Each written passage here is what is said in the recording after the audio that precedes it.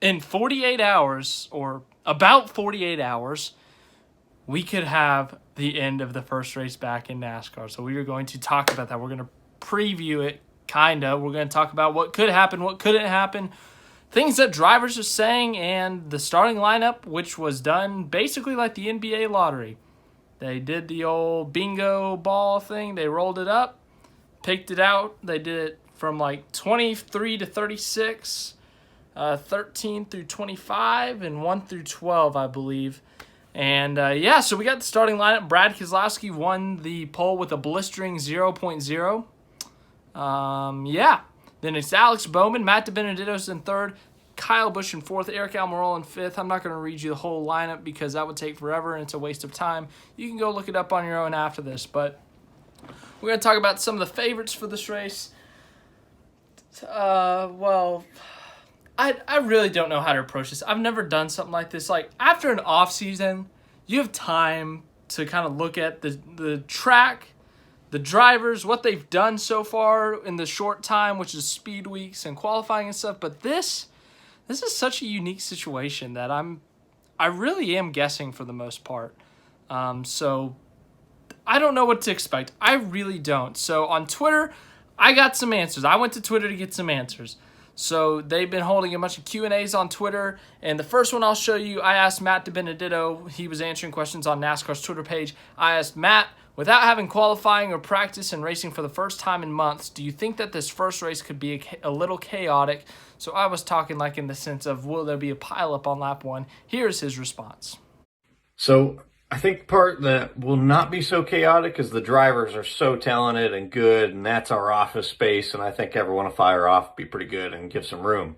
Chaotic part will be trying to fit in all that communication, all those adjustments, our first green flag pit stop, all the pressure on the teams, the pit crews, the adjustments, the track position shuffling around, you name it, there'll be a lot going on there. Then I asked Joey Gase, I said, with this being the first time drivers are back in their cars for months without practice and qualifying, how crazy will the first few laps be? Do you expect any chaos, or will most drivers take the first few laps conservatively? Joey Gase responded, it's going to be crazy. I like to think as drivers we will be good, but the biggest worry is making sure our travels and cambers will be good and comfort inside the car, especially with how long it's going to be. So obviously, like, you have more time during the weekend, I'm assuming, to adjust your car, not just like tuning the engine and stuff, but like how you want to be in the car, how you want to get all comfortable, how you want to, just kind of get on in there and take a nap, that kind of thing. Not actually take a nap, but you get my point. So it's going to be, they're a little concerned about that, but they should have it down, I hope. Maybe they do it different for different tracks. I'm not an expert on that part of it, but maybe. I don't know. But yeah, I'm interested in these first few laps.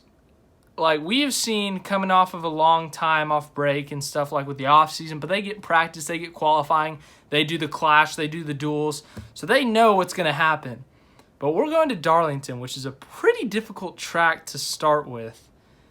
You're throwing them in the cars for the first time in over 2 months without any practice, any qualifying, anything except a simulator maybe, which they just got access to a couple weeks ago again after the suspension of racing. There was no simulators allowed.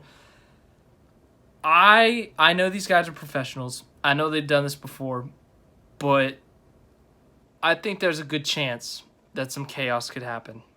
Now, you can old takes expose me on this, but I think there is a chance. I'm not saying it's going to happen. I'm not going to say I think it's going to happen, but there's a chance that this could happen, a big crash or something, or chaos. I mean, Matt Kenseth's getting back in a car for the first time in 2 years. I mean, he's a Cup champion. He's really good and stuff, but who knows what that's going to be like. It's going to be his first time in this new team's car. And then I just really don't know what to expect with these first few laps. But after the first few laps, after really the first run, I think we have a competition caution. I think by then, everyone will have everything back in a rhythm in a sense. They can make the adjustments they need to on that first pit stop. If they need to adjust their mirrors, adjust their seat, if they need to adjust their helmet, they can do that during the caution or whatever.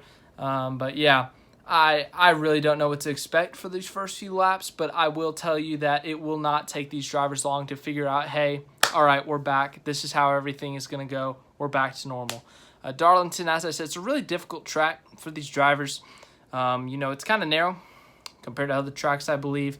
It's got a unique shape compared to other ovals. It's an egg-shaped oval, and, it's called the Lady in Black because, you hit the wall so much it makes the wall black. So, boy, this could be chaotic, but we're going to have fun with it. But some of the favorites. So, past winners we look at, the pole sitter Brad Keselowski just won here a couple years ago. Kyle Busch, I believe he's won at Darlington. Yes, he's won at every track at the circuit, unless you count the Roval as separate. So he has won at Darlington. Jimmy Johnson has won at Darlington. Matt Kenseth is a winner here. His first race back in the 42. Kevin Harvick is a winner here. Denny Hamlin is a winner here. So we have Truex is a winner here. We've got some guys who have won here before. They know how to get it done at Darlington. Some of these guys have done it multiple times. So some of these guys know what they're doing.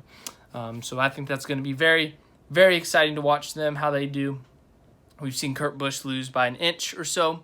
And then we have some other guys who could be contenders who have had good years so far. Ryan Blaney and Chase Elliott stick out. Ryan Blaney has had so many opportunities to win this year. Things have gone wrong. Cautions have come out at the wrong time. Tire going down when he's in the top 5. And it's kind of hurt his year. Chase Elliott has led the most laps this year, I believe. He's won a few stages. He's been up front most of the year. So those two have had really good years, and I'm interested to see if they can continue that momentum that they had towards the beginning of the season back 2 months ago. If that killed their momentum, that's very unfortunate.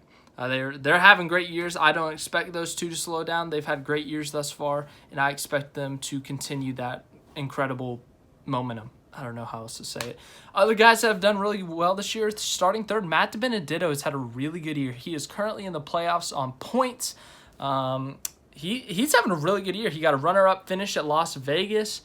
I think he led some laps somewhere, maybe Daytona, but he's had a good year so far. I'm very impressed with how he's done this year. He's exceeded my expectations, if you remember. I love Matt DiBenedetto. I love Matt DiBenedetto. Love Matt DiBenedetto. He's a nice guy. He's just an overall great guy. And, before the season, I had a dilemma between him and Chris Buescher making the playoffs, and I didn't put DiBenedetto in. He is proving me wrong thus far. It's only been 4 races, but he is proving me wrong, and I am glad to be wrong about this one. He is currently 9th in the standings, which is very good for him. The 21 car has always been good. We saw them win with Blaney in the 21, or in 2017, I should say, at Pocono. Paul Menard did a pretty decent job staying in the top 20 in points when he drove that car. Matt DiBenedetto proving that this is a good car and that he is worthy of this ride. So he's having a good year so far. Jimmy Johnson, who's done terrible the last 2 years, he is 5th in the points standings. 5th. He has led laps at Auto Club. He got a top 5 at Las Vegas. He has had a really good year thus far. And then also another Hendrick car, Alex Bowman, has done very well. He has a win at Auto Club where he dominated the race. He's had a good year as well. He is having a really good run at Las Vegas. So the Chevys, as we said back way when we talked about it last, back in March, the Chevys have done good this year. And I expect them to continue that momentum. If it kills their momentum, that's quite unfortunate, but I think it'll be interesting to see how they do.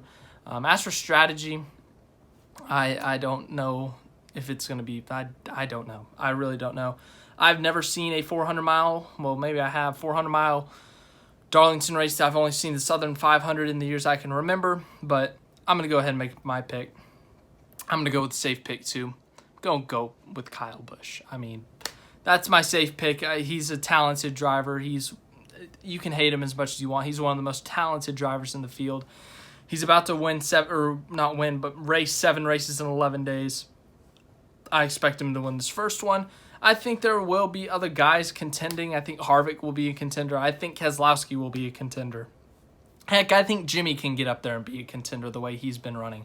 But I'm going to go with Kyle Busch, just a bit of a, I guess you can call it safer pick. But he's starting up front. I expect him to stay up front. Joe Gibbs always good, especially at Darlington. They've won a couple times in the last few years here, so I expect him to do well. But yeah, as I said, next time you'll see me, race recap. I'm excited. If you want to follow my updates, I just hit my camera holder. Sorry. If you want to see any updates, what my thoughts are during the race, check my Twitter. I tweet a lot during the race, like a lot. So go check that out if you haven't seen it. But yeah, thanks for watching. Hope you enjoyed. I'm excited for Darlington.